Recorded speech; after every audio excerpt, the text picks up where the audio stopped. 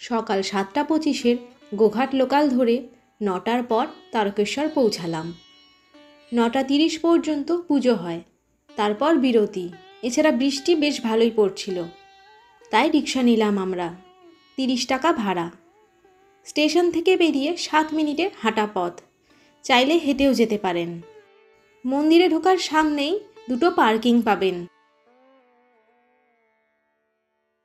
প্রথমবার গেলাম, তাই পান্ডা নিতে হলো।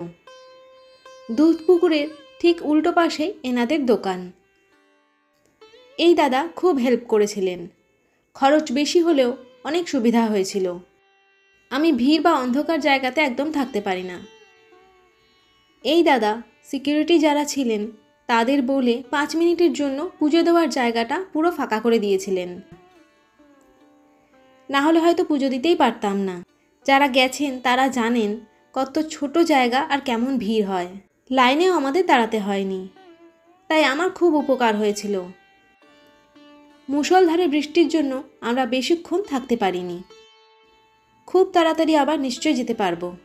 বাইরে অনেক দোকান আছে, আপনারা চাইলে সেখান থেকেও পুজোর জন্য প্রসাদ কিনতে পারেন। খরচ অনেক কম হবে। ভোগের কুপন 9:30টার মধ্যে কেটে নিতে হয়। এই দোকানের খাবারও খুব ভালো ছিল, এনারা পার্সেলও করে দেন। হঠাৎ করে যাওয়া হয়েছিল, তাই কয়েক ঘন্টা ঘুরেই আমরা চলে আসি। ওয়েদার চেঞ্জ হলে আবার নিশ্চয়ই যাব।